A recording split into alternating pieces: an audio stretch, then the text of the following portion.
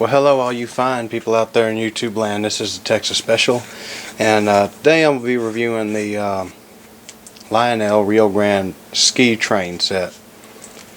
This set includes, as you can see in front of you, an FT A unit decorated in the Rio Grande ski train livery, a streamlined baggage car, streamlined Visa dome car, and a streamlined observation car. The locomotive, as with all Lionel models, comes with a standard forward, neutral, reverse operating sequence as controlled by the transformer.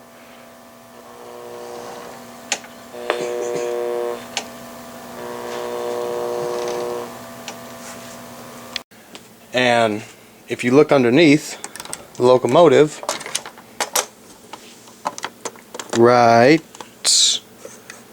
there behind that lead truck, the one that's jiggling, you see a little switch, and it's marked with run and lock. Now, it's set on run right now, but if I take it and I flip it down, that locks it in whatever direction it is set to move when you next apply power to the rails. If you leave it in run, that allows it to go through the normal forward, neutral, reverse sequence as it naturally would. The next feature we're going to look at is the train sound system that Lionel has included in this locomotive.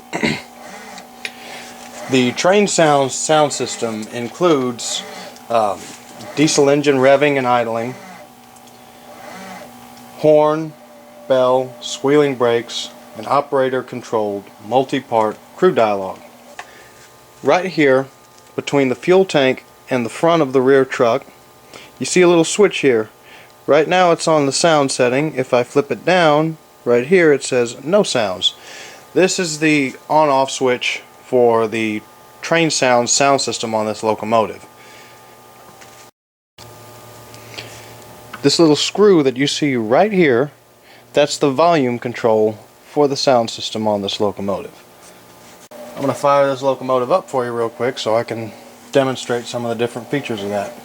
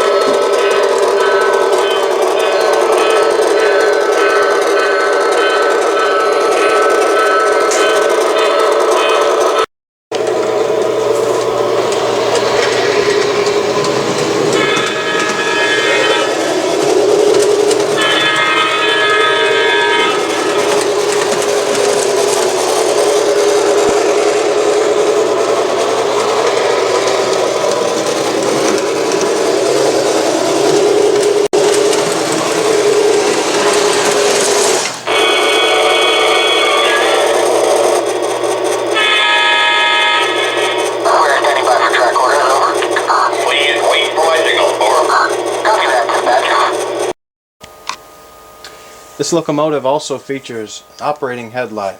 Something that the Lionel catalog and the Lionel website do not tell you, though, is the headlight and the marker light only illuminate simultaneously when the locomotive is in either forward or rearward motion. When it is sitting in neutral, the headlight does not come on.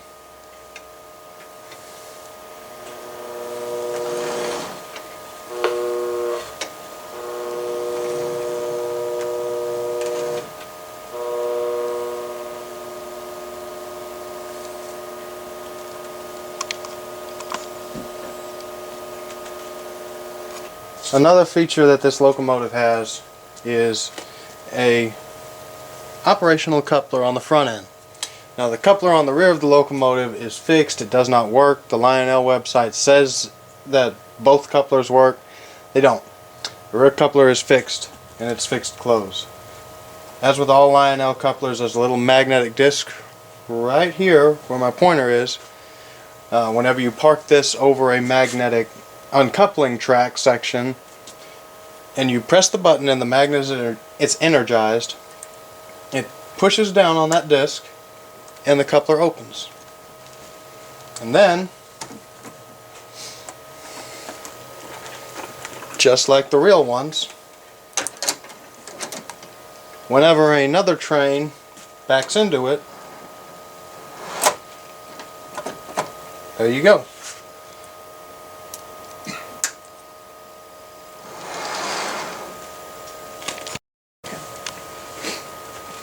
Another thing that this locomotive has is dual maintenance-free motors.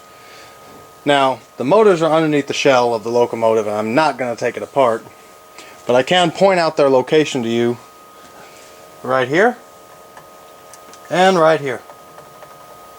Pretty much directly over the two trucks of the locomotive. Another feature is the die-cast metal pilot, trucks, and fuel tank. And the entire locomotive is sitting on a metal frame.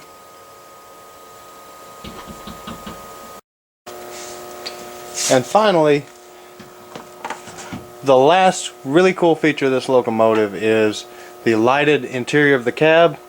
And as you can see there, the crew figures, the engineer and the fireman figure sitting inside of the cab of the locomotive. And as you can see just on the edge of the frame, the number boards are illuminated as well. Now, time to take a look at the passenger cars to see what they have to offer to this set. Next we have the baggage car. It has a plastic body. All of these cars have plastic bodies. They all have die-cast metal trucks.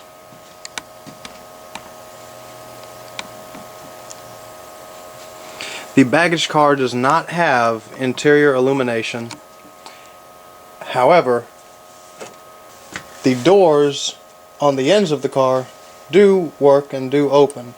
Now, the Lionel catalog and the Lionel website both say that the opening doors are only available on the observation car and the dome car.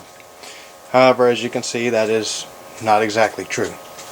Just like the all Lionel rolling stock pretty much nowadays, you can see the coupler there has the little magnetic disc, same as I showed you earlier,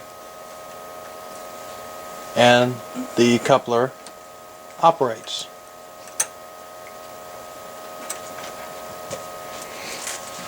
Now, the one thing I did not show you earlier is the fact that there is a small tab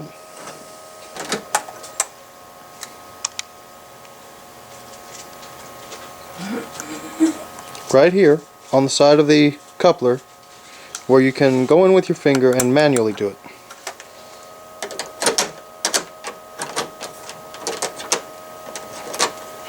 Next up we have the California dome car. Same exact things to offer as the baggage car and the observation car. Only this is a dome car. Unlike the baggage car, the interior is detailed. You can't really see it there, but you will in a little bit. One feature I forgot to mention with the baggage car is the diaphragms. There are flexible rubber diaphragms on the ends of each of these cars to simulate the real diaphragms that railroads would use to seal up the passageways, I guess you could call them, from one car to another.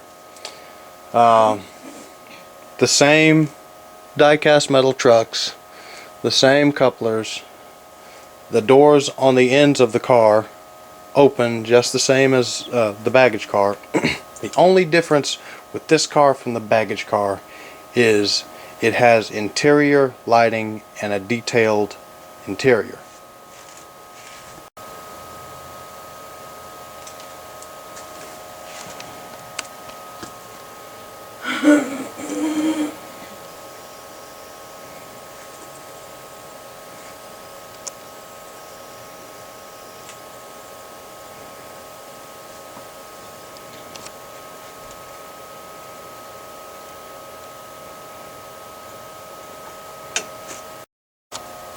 Now we have the Rio Grande, Kansas observation car. This is a boat tail style observation car. Pretty much everything again is the same as with the dome car. The only thing is there is no dome. There is an additional exterior door right here. It works. There is only one door. It is on this end. It works. There's another door exactly like this on the opposite side of the car. And it has marker lights and a drum head at the end of the car. As you can see, the marker lights are all lit up, and the drum head, you can't really see it all that well, but it does illuminate. My wife is working on something, which is why I'm not going to shut the lights off to show that. From the front coupler all the way down to the rear of the train is 52.5 inches in length. This set is advertised and built for running on 027 as a minimum curve radius, or diameter I should say, and I'll get some footage of it running on the 027 loop for y'all here in a second.